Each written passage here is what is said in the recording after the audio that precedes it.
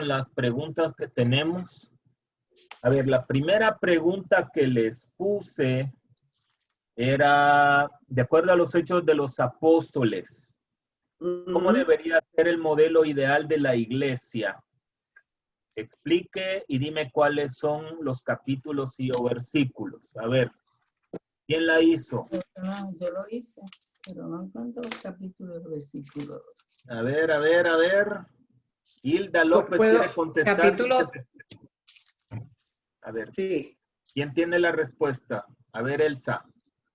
En el capítulo 2, versículo 42 al 47. A ver, cuéntenos, ¿cómo es la cosa? Donde ellos vivían pues en comunidad, que compartían pues el pan, el vino, todas sus pertenencias, y las vendían, pues iba a una división común, ¿ves?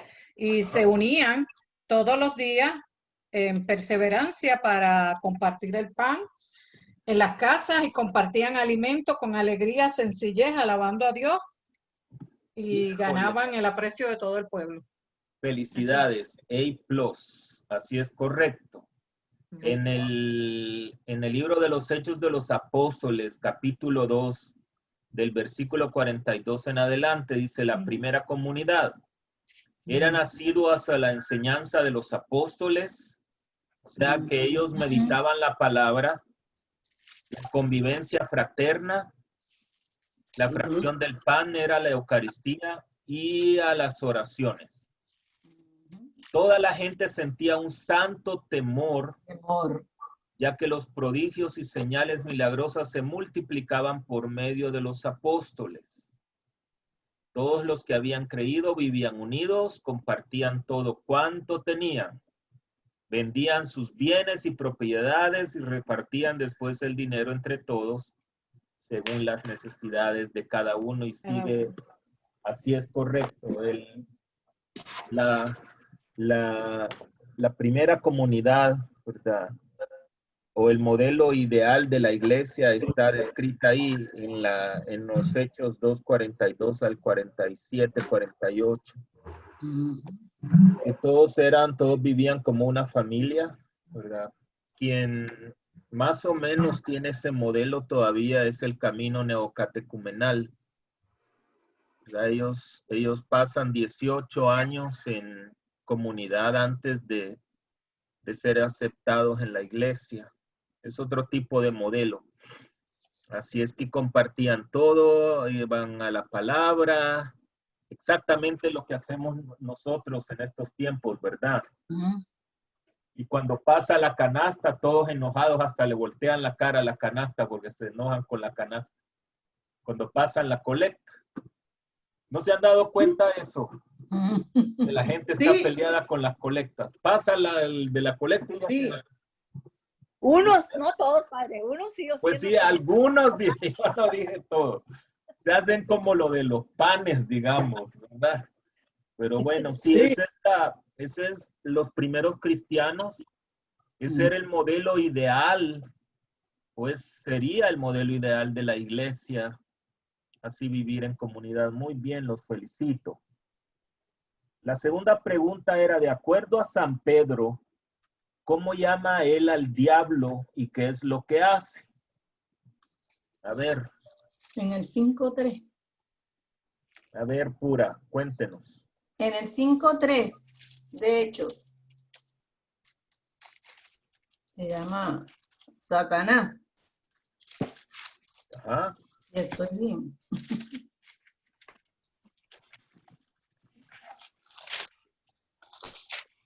Los que lo tengan me avisan para compartirlo, por favor.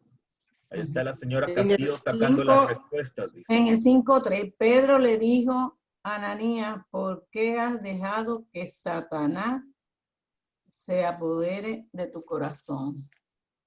¿Será esa la contestación? No. No.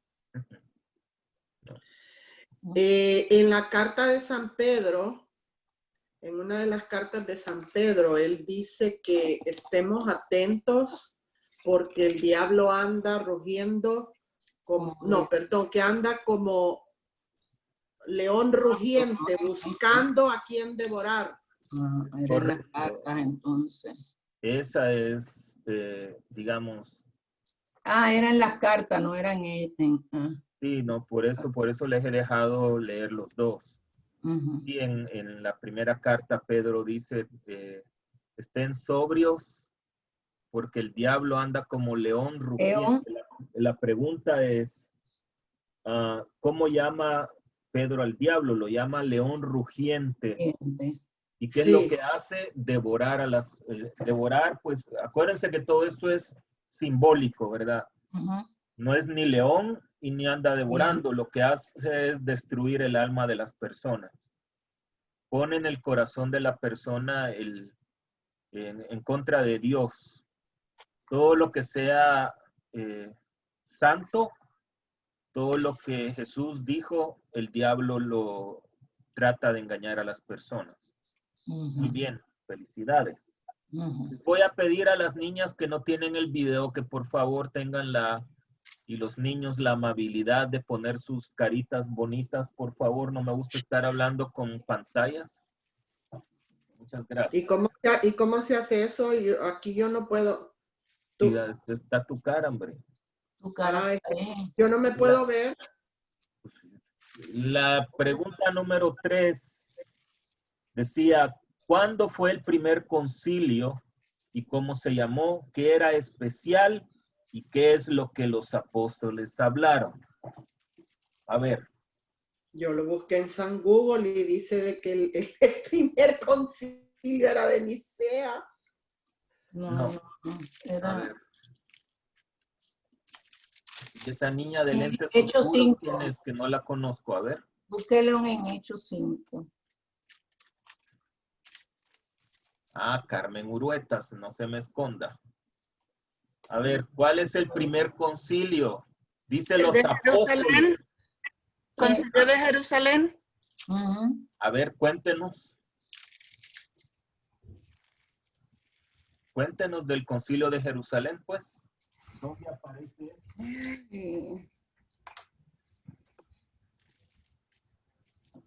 Oh, sí, aquí está. A ver.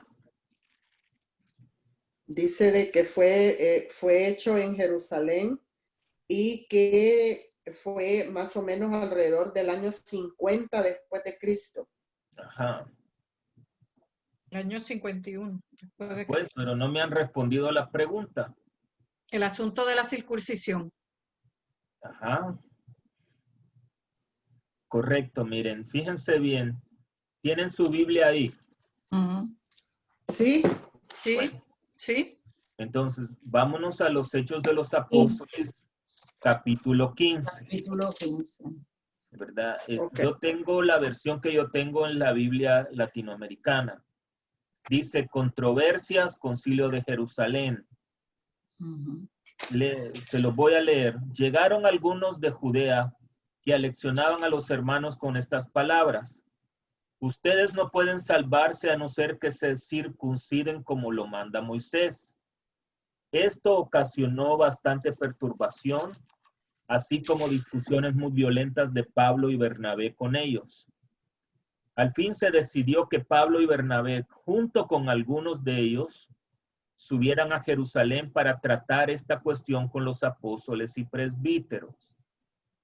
Entonces, paremos ahí.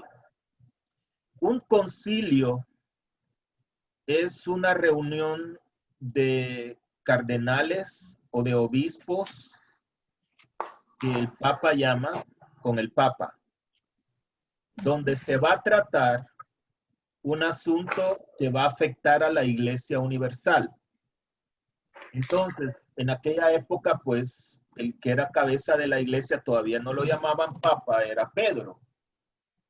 Y los cardenales, por decirlo así, eran Pablo, Bernabé y los 12 apóstoles, que pueden ser obispos, que eso es igual.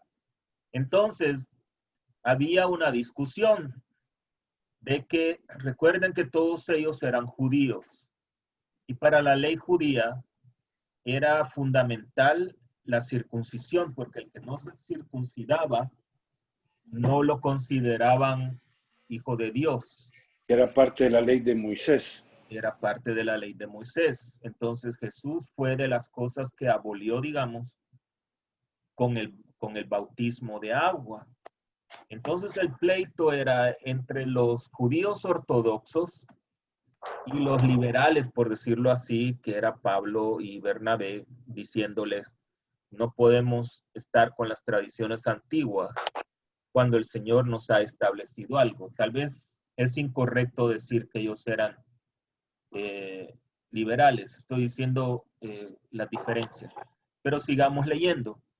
La iglesia los encaminó y atravesaron Fenicia y Samaria.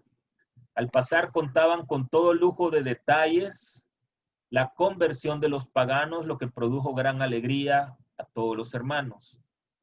Al llegar a Jerusalén fueron recibidos por la iglesia, por los apóstoles y los presbíteros, y les expusieron todo lo que Dios había hecho por medio de ellos. Pero se levantaron algunos del grupo de los fariseos que habían abrazado la fe y dijeron, es necesario circuncidar a los no judíos y pedirles que observen la ley de Moisés. Entonces los apóstoles y los presbíteros se reunieron para tratar este asunto.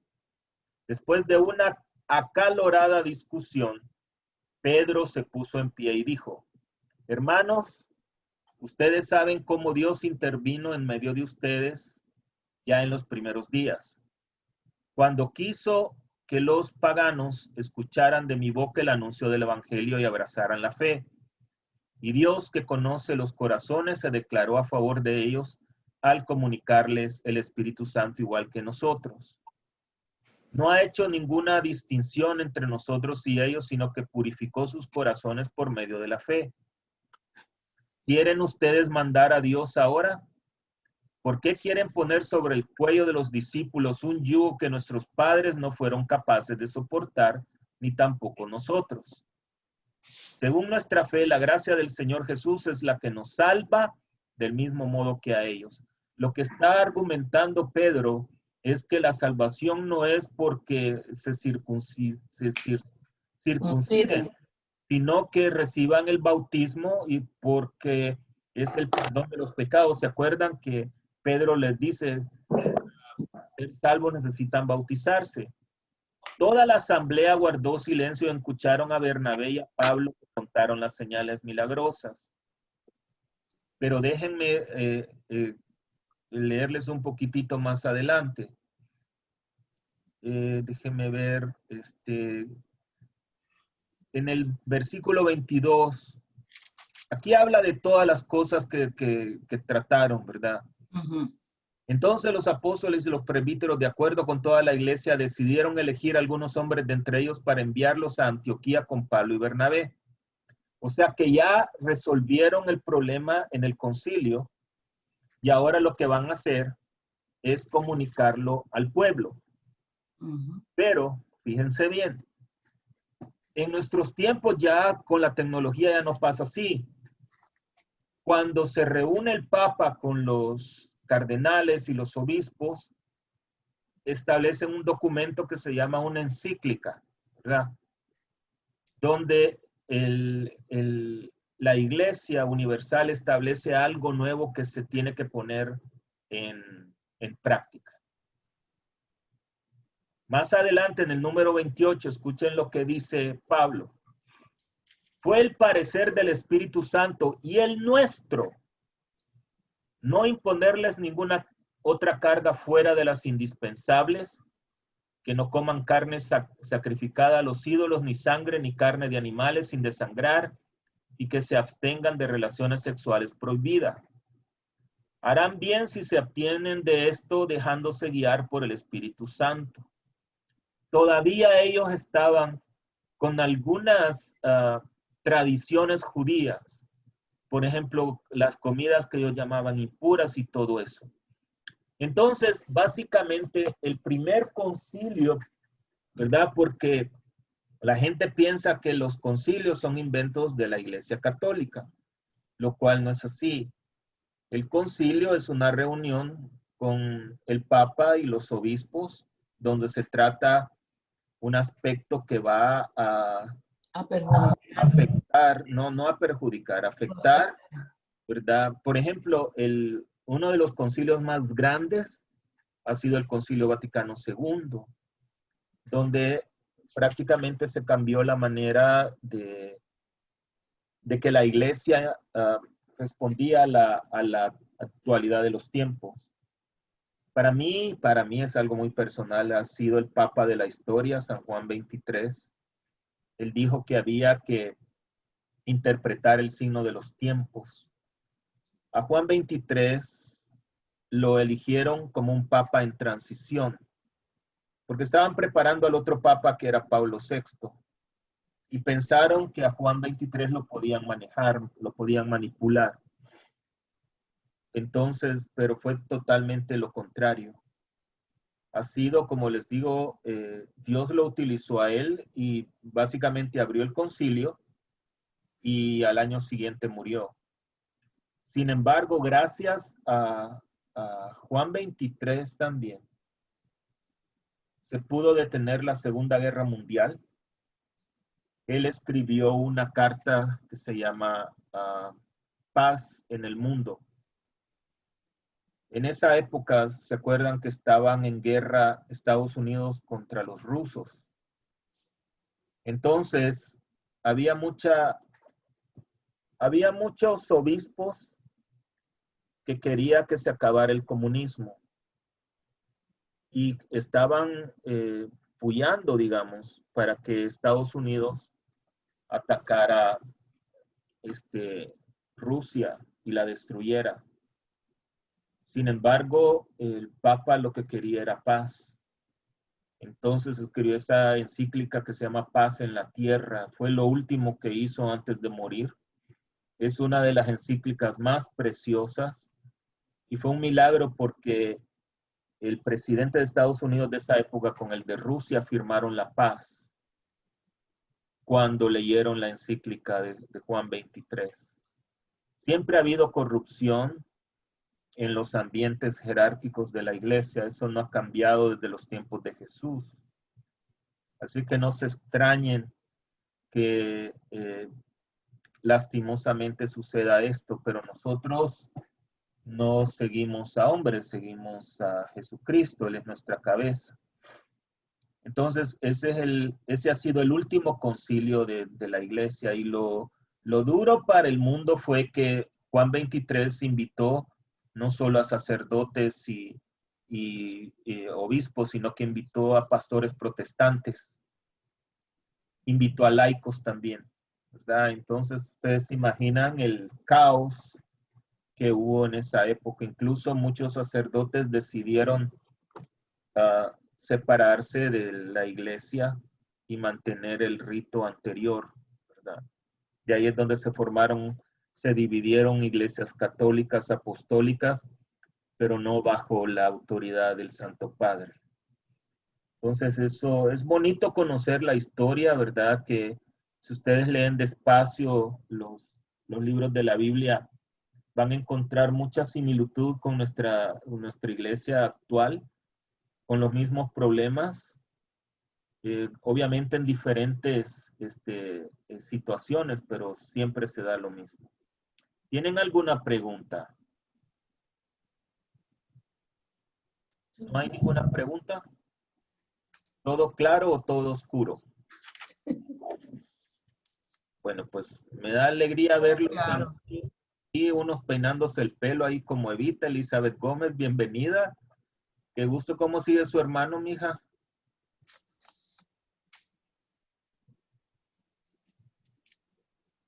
Sigue mejor, padre. Muchas gracias por Les sus pido oraciones. oración por el hermano de Elizabeth, se llama José.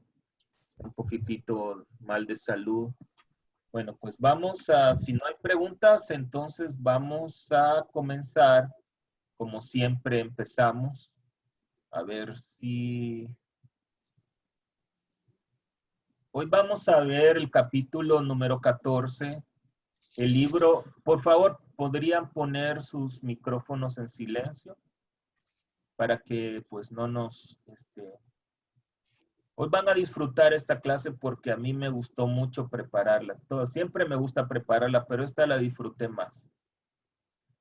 Tengo que hacerme propaganda para que ustedes se animen también. Bueno, el libro que tenemos, el libro de texto, habla, a este capítulo lo llama Dando de comer al hambriento. Ya vamos a ver por qué.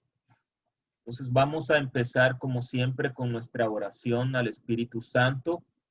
Nos ponemos en la presencia de Dios, en el nombre del Padre, del Hijo y del Espíritu Santo. Amén.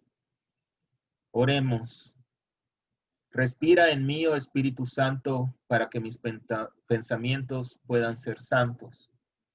Actúa en mí, oh Espíritu Santo, para que mi trabajo también pueda ser santo. Atrae mi corazón, oh Espíritu Santo, para que solo ame lo que es santo. Fortaléceme, oh Espíritu Santo, para que defienda todo lo que es santo. Guárdame, pues, oh Espíritu Santo, para que yo siempre pueda ser santo. Amén. En nombre del Padre, del Hijo, del Espíritu Santo. Amén. Como estoy seguro que leyeron el capítulo 14, como habíamos hablado, ¿verdad? Pudieron percibir que solo hay 3 grandes temas dentro de este capítulo, pero son temas que nos conciernen mucho y que vamos a aprender cosas que la podemos aplicar a nuestra vida espiritual. Los 3 temas son la muerte de Juan el Bautista, que ya lo vimos de alguna manera y hablamos mucho de Juan, se recuerdan al principio de las sesiones. La segunda es la primera multiplicación de los panes, acuérdense al Evangelio de San Mateo, y que Jesús camina sobre las aguas. En otras versiones de la Biblia, ustedes van a ver Pedro camina sobre el agua también. Entonces, esos son los 3 temas. ¿Por qué mataron a Juan el Bautista? Lo mataron por su fidelidad. La fidelidad de ser un profeta verdadero.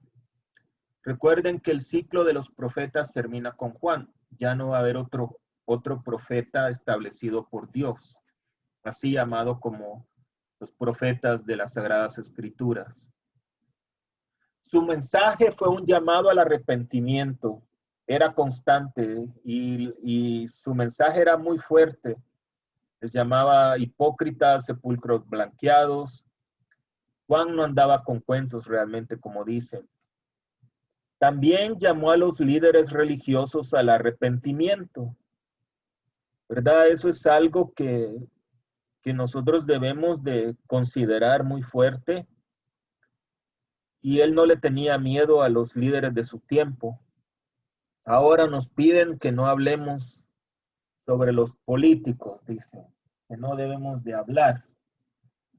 Entonces Juan hubiese sido silenciado en aquel tiempo también. Pues no se trata de señalar a las personas, sino que invitarlos a cambiar su manera de vivir sobre el pecado.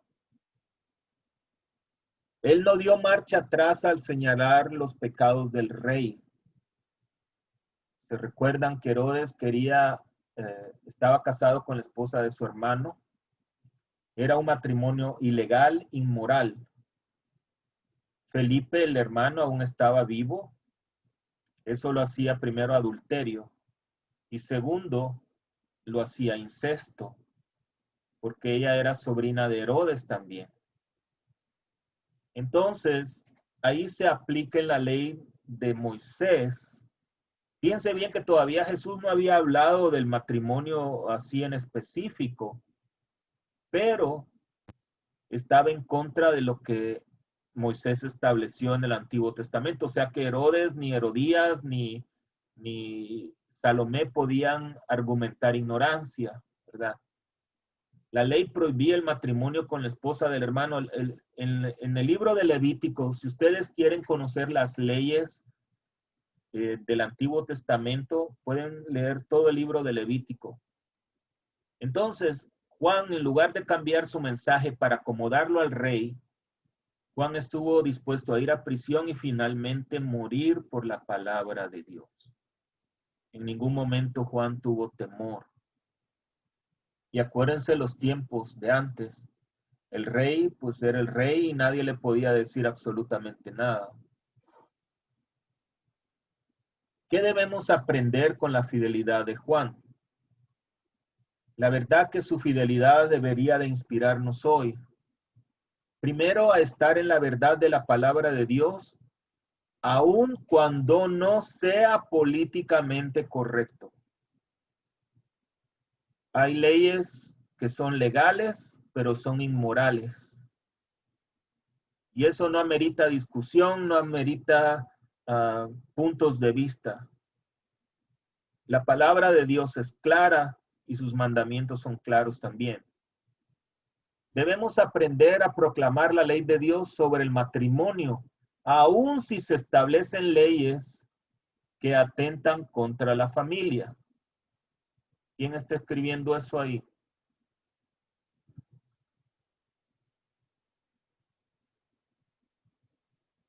Bueno, en estos tiempos vivimos tiempos difíciles que que el matrimonio se quiere redefinir. Eso no va a cambiar jamás. La ley de Dios sobre el matrimonio lleva todo el camino de vuelta a la creación, ¿verdad? Eso lo podemos ver en el Antiguo Testamento, en el principio, en el libro del Génesis.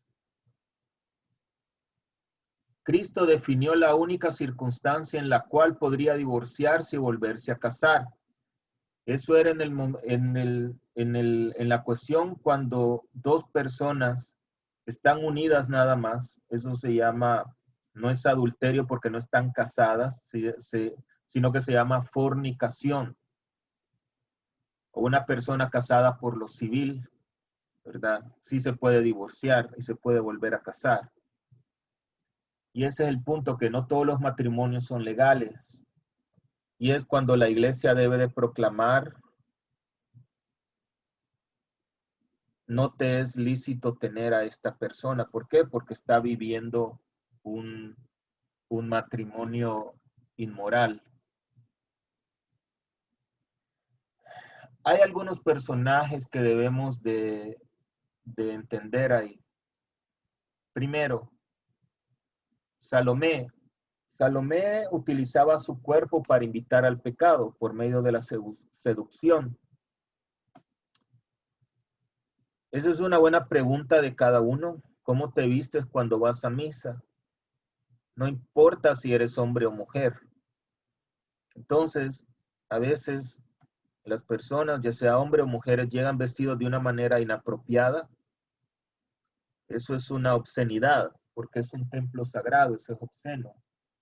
Y aquí no hablamos de comodidad, hablamos de la manera adecuada para vestirse en el evento donde uno asiste.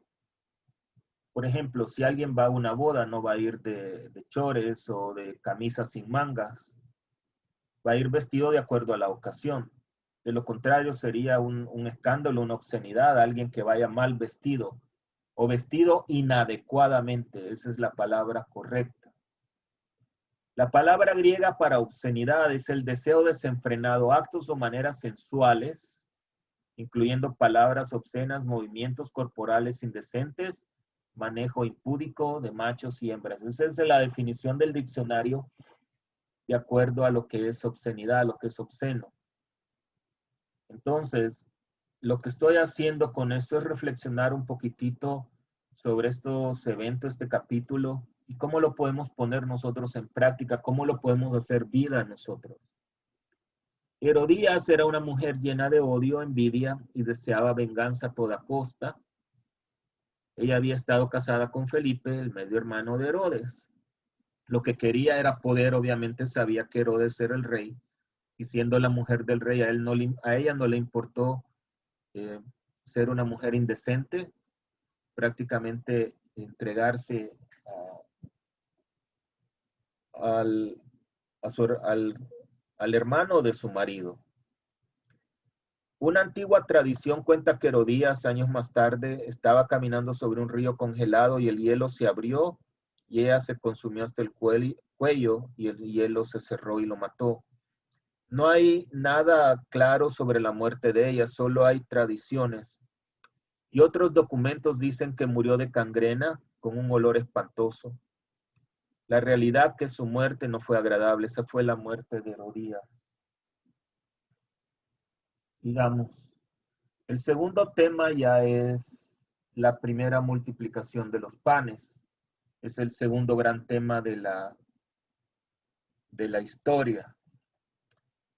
Eso es importante, estoy seguro que se acuerdan de la historia, ¿no? Primero, el pan representaba para los judíos una verdadera comida y no un snack.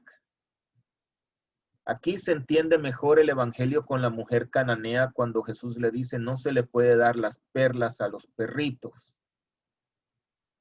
El pan era de gran valor e importante en las comidas. Hay dos tipologías. Les voy a leer la del libro de los Reyes.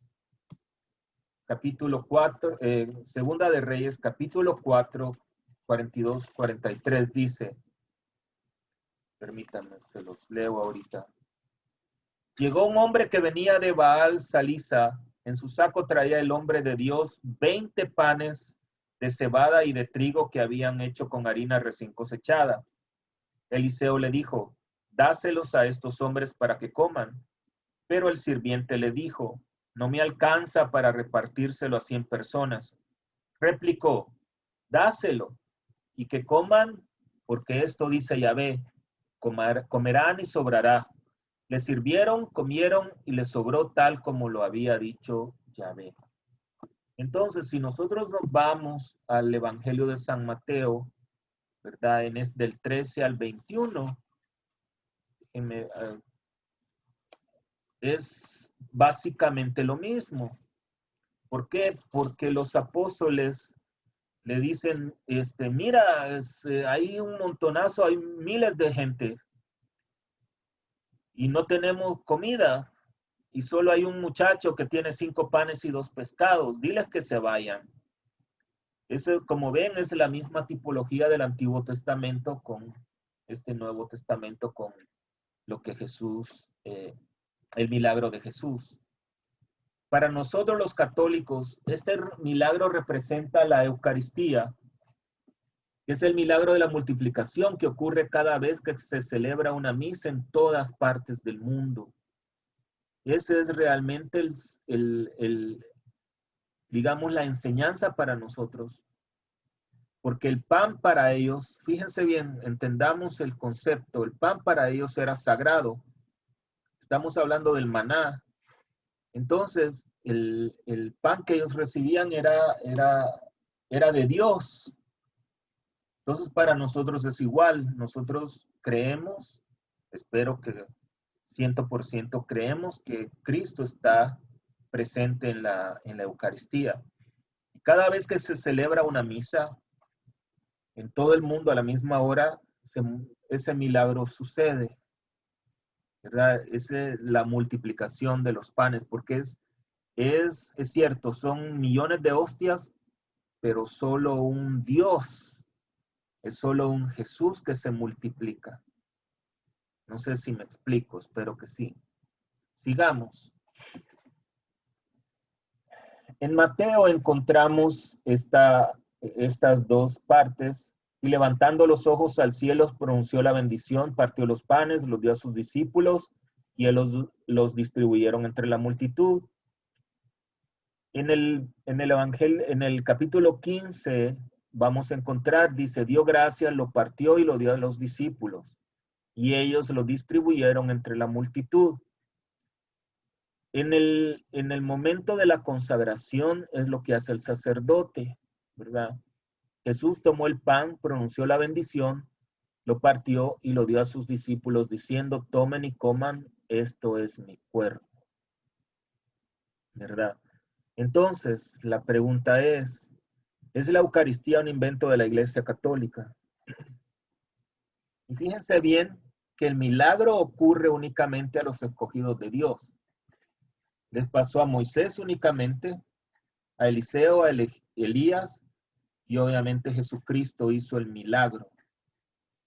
Y el milagro lo hacen también los ministros de la iglesia, ordenados en la iglesia católica, por medio del Espíritu Santo. O sea que no cualquier persona puede venir y hacer la consagración. ¿Por qué? Porque no es la fórmula, digamos, no es lo que está establecido en las Sagradas Escrituras. Espero que lean esta parte de Reyes, el Éxodo, van a encontrar el milagro con Moisés. Se quejaron porque no tenían comida. Y Dios les hace bajar pan del cielo, que es el maná. Únicamente sucede con Moisés, Elías, Eliseo, y lo hace Jesucristo también. Entonces, la enseñanza es que también la Iglesia Católica, como Jesús dejó esta autoridad en la Iglesia, entonces también nosotros los ministros somos, ¿cómo decirles? Instrumentos de Dios, del Espíritu Santo en ese momento, ¿verdad? Que se hace el milagro de la transustanciación. Sigamos. Hay Raymond Brown fue un teólogo donde hacen una explicación de este milagro, y dice Raymond Brown que la gente representa a todo Israel reunido por Jesús. Recuerden que eran más de 5,000 personas, dice. Los cestos representan las 12 tribus de Israel bajo los 12 discípulos, porque solo eran 12 cestas, porque fueron a los 12 discípulos, sin contar mujeres y niños. El añadido de San Mateo es importante porque el número total podrían rondar, dice, de los 20 a 30,000. Y esto ocurre nuevamente en Mateo. En esa época, la población de Palestina se estimaba a 500,000 de personas. Eso representa el 10%, o sea, los 20,000 a 30,000, representaba el 10% de toda la población de Palestina. Y es donde se debe de dar esa ofrenda, es de donde sale el famoso diezmo que se le debe de dar a Yahvé, el 10%, ¿verdad? Porque serán 30,000 personas, a 500,000 era más o menos el 10%. Pero la iglesia no enseña que la ofrenda, ¿verdad?, tiene que ser un 10%.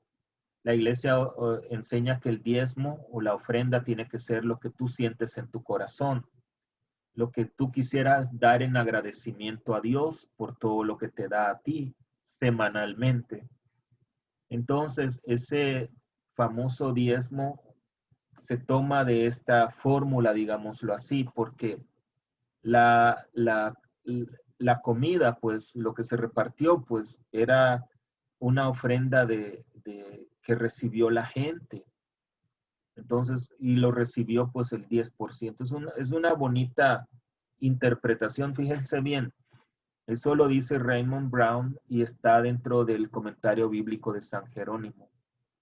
Raymond Brown es fue de los grandes teólogos, y donde hace una investigación muy profunda sobre esto, ¿verdad? ¿Cuál es el sentido místico? En sentido místico podemos decir que la barca es la iglesia que Cristo va a fundar sobre su Pascua. Se dirige al desierto, esto es, los corazones que aún no conocen a Dios. La gente que lo sigue pasa de la antigua sinagoga a la nueva iglesia, y nuestro Señor los purifica dándole los principios de la nueva predicación. Cristo está en el centro de su iglesia y nos alimenta dándose él mismo en la Eucaristía por medio de sus discípulos, es decir, los obispos y los sacerdotes. Hablando de una manera más elevada, digamos, un sentido místico, la barca es la iglesia de Cristo. Hay un evangelio donde Cristo llega a la orilla del mar y ve dos barcas. Ya lo vamos a ver más adelante. Y dice el Evangelio que Jesús escogió la barca de Pedro. ¿Por qué? Porque ya era un anuncio, ya era una simbología que Jesús iba a dejar. Permítame un segundo, por favor.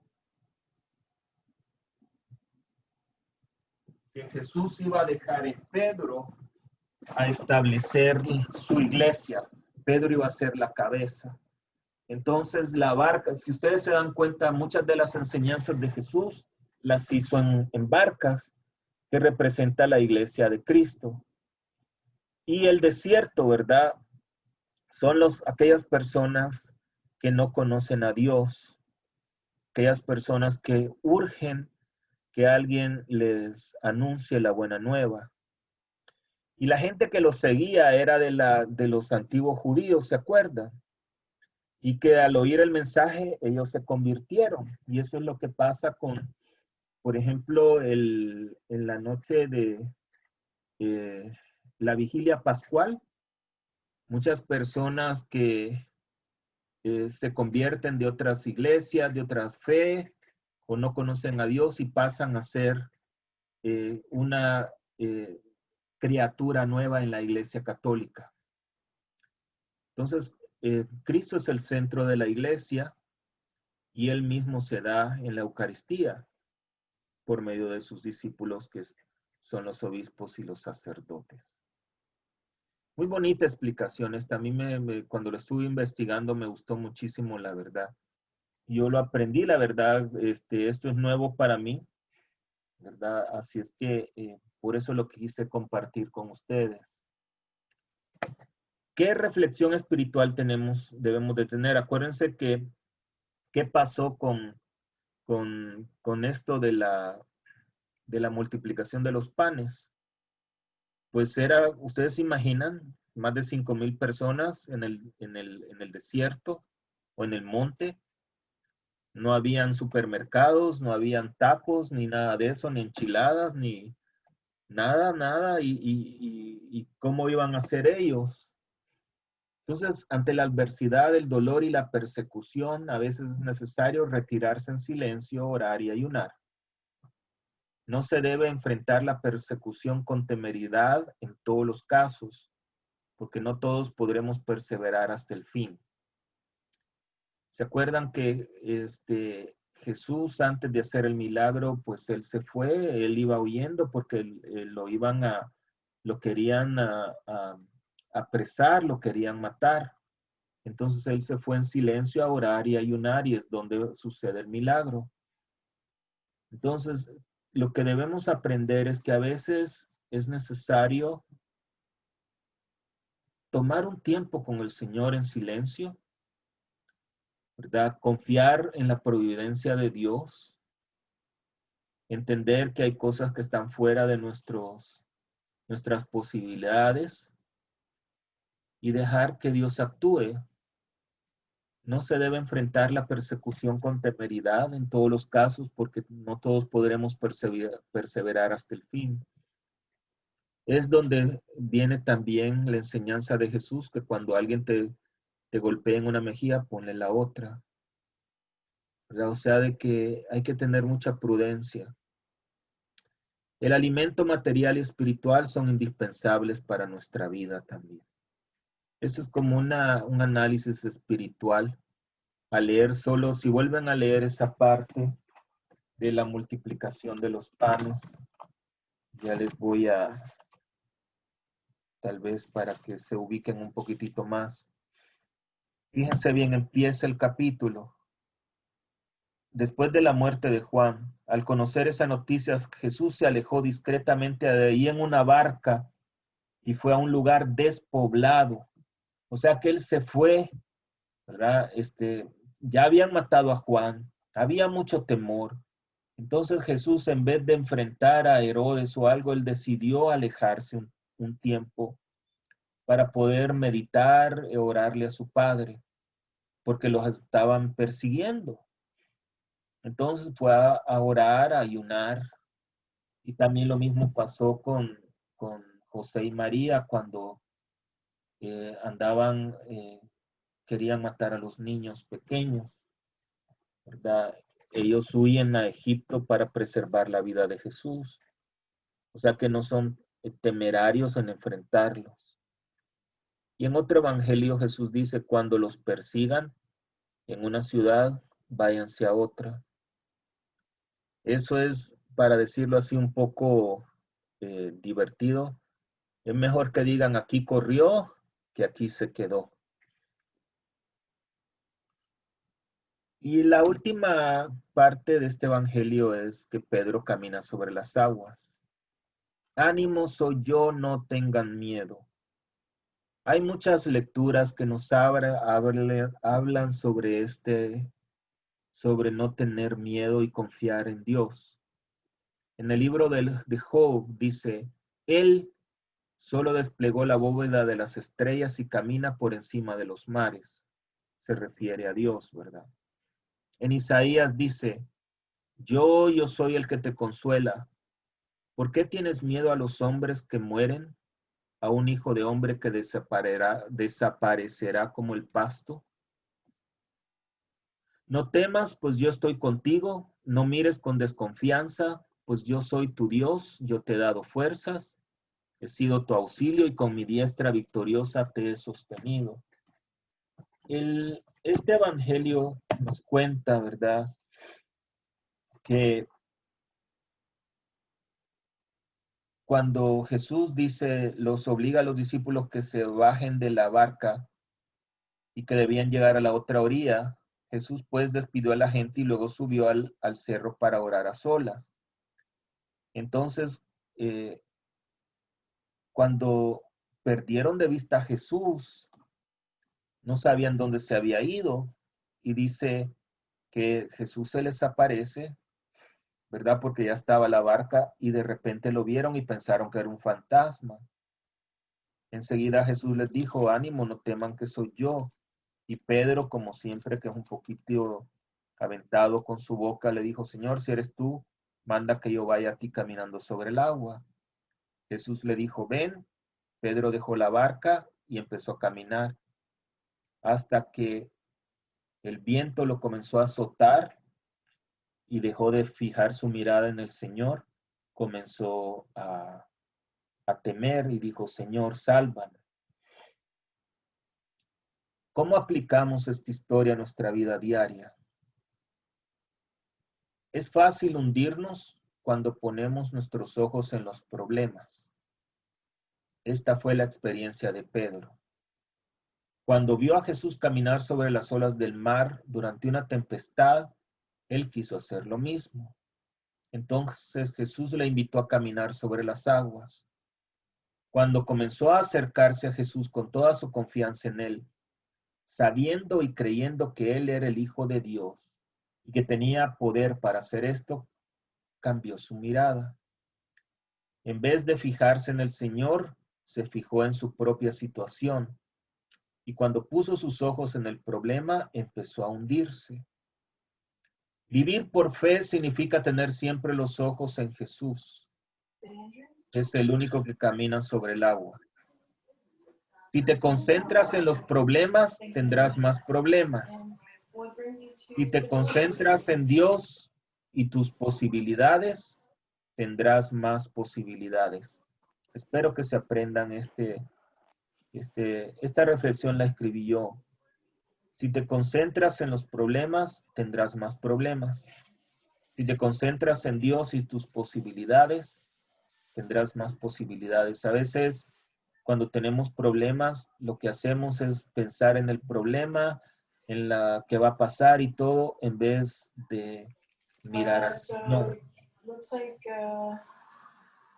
¿Podría, por favor, poner en silencio su micrófono?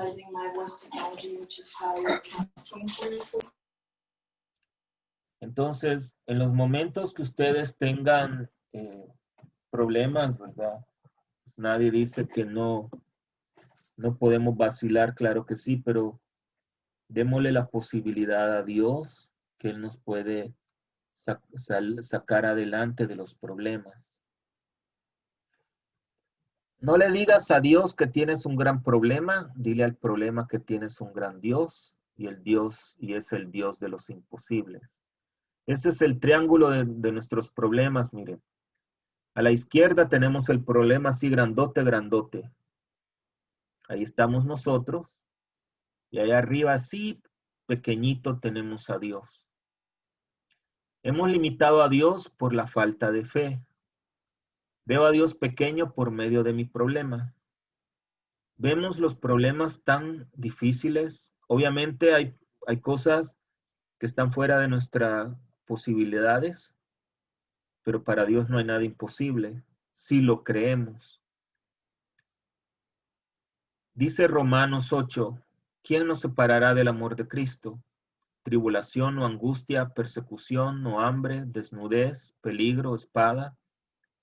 Por lo cual estoy seguro de que ni la muerte, ni la vida, ni ángeles, ni principados, ni potestades, ni lo presente, ni lo porvenir, ni lo alto, ni lo profundo, ni ninguna otra cosa creada nos podrá separar del amor de Dios, que es en Cristo Jesús, Señor nuestro. Yo diría que esta es la enseñanza que podemos tener de la situación de Pedro, de caminar sobre las aguas. Ustedes se imaginan, pongámonos en los zapatos de Pedro, tal vez no tenía zapatos, pero caminar sobre el agua, ¿verdad? O sea, pensemos un momentito en esa realidad, porque no es un cuento. Pedro vio a Jesús y sabemos que Jesús hizo muchos milagros, pero cada vez había incredulidad y de repente un milagro que nadie se puede imaginar, caminar sobre el agua. O sea, no es fácil. Y pensar que viene el viento, hay una tormenta, ¿cómo que no me voy a fijar en la tormenta? Y es lo que le pasó a Pedro. Si él hubiera seguido, el milagro estaba pasando porque Jesús hizo el milagro, pero hasta que apartó la mirada de Jesús y él quiso hacer las cosas por él mismo, es que se comenzó a hundir. Y eso nos pasa a nosotros.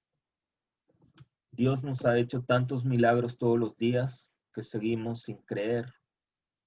A pesar de que vemos las cosas que puedan ser imposibles, pero para Dios no hay imposibles. Lo que nos queda es, primero, hacer lo que nos toca hacer y segundo, confiar que Dios tiene un plan aún en la maldad, aún en las cosas imposibles. Dios tiene un plan para nosotros. Él no hace las cosas malas, permite que haya maldad, pero es donde nosotros debemos aprender de eso. No a ser malos, sino que aprender a confiar en Dios. Acuérdense que esta vida es temporal. Hoy estamos aquí, a mañana pues quizá yo no esté o alguno de ustedes no vaya a estar. Pero confiar que Dios nos tiene en sus manos si creemos en sus milagros. Entonces, aquí tenemos unas meditaciones personales para que las hagan en su casa. Me van a leer Esther del capítulo 7 del 1 al 4 y Mateo capítulo 14 del 6 al 12. Esta presentación ya está en la página de Santa Clara, ya la pueden accesar. Y hay algunas oraciones en las Sagradas Escrituras que les sugiero que las consideren cuando quieran orar, cuando quieran pedir sabiduría. Perdón. Está la oración de Salomón de la sabiduría, que es el capítulo 9 del libro de la sabiduría. Todo el capítulo 9 es la oración de la sabiduría. La oración de Mardoqueo está en el libro de Esther, capítulo 13. La oración de Esther está en el libro de Esther, en el capítulo 14. Y una de las oraciones más preciosas de alabanza que pueden hallar es en el libro de Daniel, capítulo 3 del 52 al 90, cuando los jóvenes los mandan al horno para quemarlos y no se queman. Esa es de las oraciones más preciosas. Y la tarea, pues seguimos con los Hechos de los Apóstoles y las cartas de Pedro.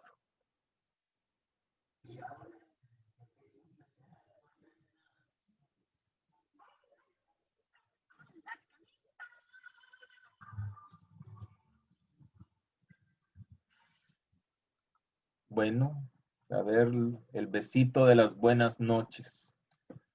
A ver, tenemos un ratito para compartir.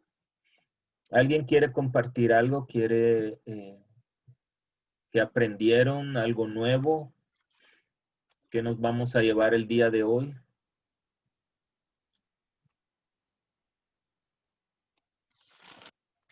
Solo uno a la vez, por favor. El evangelio donde Jesús camina sobre las aguas, creo que es una de las lecturas diría yo, de confianza más grandes que nos muestra ahí la Escritura.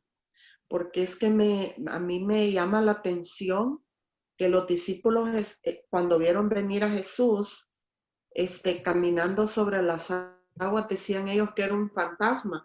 Y digo yo, cuánta gente igual que ven a Jesús de muchas maneras, ¿no?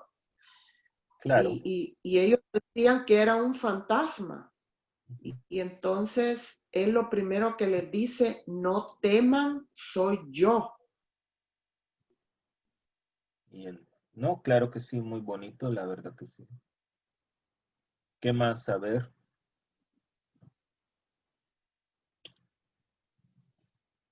Padre, buenas noches. Ahorita, una de Dígame. las cosas que me llama la atención ahorita que estaba repasando sobre la fe, tener la fe. Ahorita, como todos estamos pasando la pandemia. Pues la pandemia no es la primera pandemia que hemos pasado, ¿verdad? Entonces, pues no tenemos esa fe de seguir adelante, de no ver de que esto es pues vemos el problema, claro, que es un problema de salud, pero también no vemos lo demás de la vida. Hay que seguir adelante, hay que seguir viviendo, hay que seguir tener esa fe que pues va a haber esa mañana, va a haber todo, ¿verdad? Tenemos que seguir adelante. Y usted nos ha dicho, pues, que vamos a temer, ¿verdad? ¿Por qué no acercarnos, ir a la iglesia o no ir a acercarnos, de ir a recibir, de ir a llegar a misa, de recibir la Eucaristía?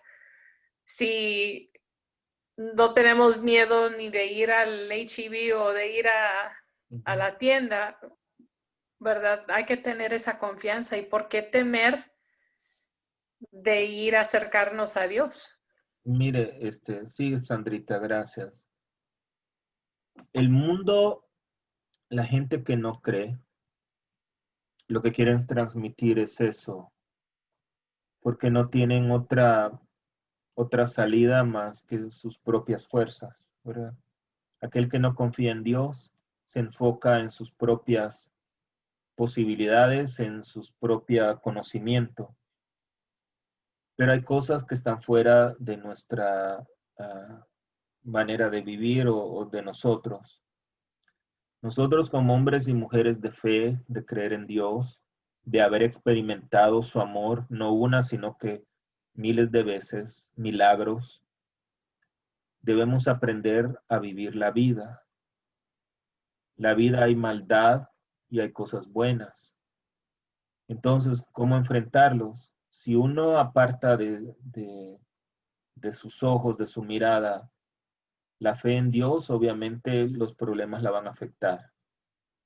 Y uno cae en eso. Yo no estoy diciendo que debemos ser irresponsables con la pandemia, ¿no? No ha sido la única pandemia, han habido muchas. Las guerras mundiales donde han muerto millones de personas. En fin, ha habido tantas cosas que este mundo está abrazando por la misma maldad de nosotros los seres humanos. Pero uno debe de tener prudencia y confianza. Prudencia en que también no hay que ser irresponsable, ¿verdad? Nos han dicho que hay que seguir ciertos protocolos y no ponernos a juzgar que el obispo permitió, que no dejan y todo eso, eso no nos corresponde a nosotros. Porque si nos seguimos enfocando en esto, lo que estamos haciendo es darle oportunidad al demonio de crear división. El diablo ama la división, no la unión. Si los obispos se equivocaron porque no tenían fe en la Eucaristía, Dios los va a juzgar a ellos como a nosotros. El que obedece, y eso para todos, el que obedece nunca se equivoca, ¿verdad? Su explicación es muy bonita y muy real, ¿verdad? Tenemos que creer que el Señor nos va a ayudar, pero también debemos de saber que nos vamos a morir. Y puede ser que una persona se muera del COVID o se muera, va saliendo de su casa, la atropelló un carro y la mató. ¿Vale? Claro. Entonces no podemos enfocarnos en los problemas, sino que seguir confiando en la gracia de Dios, a pesar de que vivimos en un mundo fuera de Dios. Gracias, Sandra. Gracias, Padre. A ver, ¿quién más? A ver, Evita, ¿quiere compartirnos algo? La veo con mucha Hola, Padre. emoción. Yo, con la lectura esta de cuando camina Pedro sobre las aguas, Aminel, que era uno de los discípulos, él que vio los milagros que había hecho Jesús, él dudó, o sea, él se enfocó más en el problema. Pienso que no que me justifique, pero realmente a veces así me siento. Yo confío en Dios, creo en el poder de mi Padre Dios, pero a veces, igual que Pedro, amén.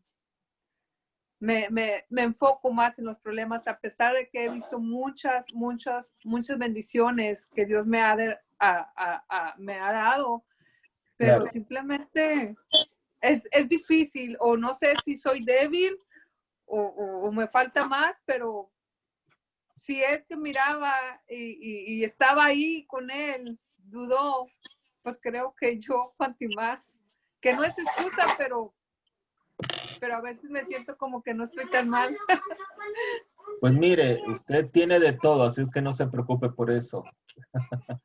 Lo que tenemos que aprender, déjeme ver cómo vuelvo a Es ponerlo. que la carne es débil, ¿verdad, Padre? ¿Cómo? Es que muchas veces la carne es débil. I mean, yo le digo porque yo me sentía así como ella, era cuando mi hijo estaba en la guerra, fue a la guerra, tenía mucha fe en Dios, pero había veces que me agarraba miedo porque nomás oía yo que un soldado de Estados Unidos padecía en la guerra, pues se me venía mi hijo a mi mente y lloraba porque decía, ¿qué tal si es mi hijo? Y luego, pero venía, Padre, y le pedía perdón a mi Dios. Digo, perdóname, Señor, por dudar, pero soy madre, estoy en la carne, y ya nomás lloraba y luego seguía adelante con mi fe. Pero a veces sí le decía a mi Dios, perdóname porque soy madre y mi carne, a mí soy débil. Pero, y le pedía a Dios que me diera esa fuerza para no dudar en él. Por eso es bueno, saben, si pueden tener un diario donde uno puede escribir las cosas relevantes que le pasan, tanto buenas como malas. Porque lo que usted dice, Eva e Hilda, son totalmente correctos. No es que sea que le falte, es porque es un ser humano. No sé si se había dado cuenta que es un ser humano. Sí. Entonces a todos nos pasa igual. Pero cuando uno recuerda un evento o un milagro de Dios, es donde uno tiene que ponerse a pensar, si yo me acuerdo que Dios hizo esto conmigo, ¿por qué ahora va a ser diferente? Me explico. tener como un registro, ¿verdad? De las cosas que Dios ha hecho en tu vida y que uno le quiere dar gloria a Dios. A veces incluso la enfermedad o a veces incluso algo grave que uno vive también nos sirve como lección. Uno siempre tiene que ver un vaso medio lleno que medio vacío. Siempre tenemos que ver las cosas, qué podemos aprender de las experiencias, ¿verdad? ¿Alguien más sí, que quiera compartir? A ver, señora Castillo, no se me esconda, por favor. Bueno, pues les agradezco mucho entonces a todos. Hola, padre. Hola, ¿y quién eres tú? Dile Kevin. Kevin. Kevin. Ajá, Mi Kevin. sobrinito. Ah, es su sobrinito. ¿Estás aprendiendo la clase, Kevin? Dile sí. Sí. Ah, eso es mentira. Está bueno, pues. Muy Dile, Dios seguro. lo bendiga, padre. Dios la bendiga, padre. Bueno, mijo, muchas gracias. Les recuerdo, ¿verdad? Primero, muchas gracias por participar el día de hoy. Entre mañana y pasado van a tener ya el video otra vez si quieren. Ya la presentación está en la página de Santa Clara. Bueno, pues que el Señor esté con todos ustedes. Y la bendición de Dios Padre Todopoderoso, Padre, Hijo y Espíritu Santo, descienda sobre cada uno y les acompañe siempre. Amén. Igual Vayan para en usted, paz, padre. glorificando a Dios con sus vidas. Gracias, Gracias a Dios. Gracias, padre. Dios lo bendiga. Gracias. Igualmente, Gracias. Padre. Gracias, padre. por Bendiciones. gratis, Bendiga a todos. gratis, que nada cuesta.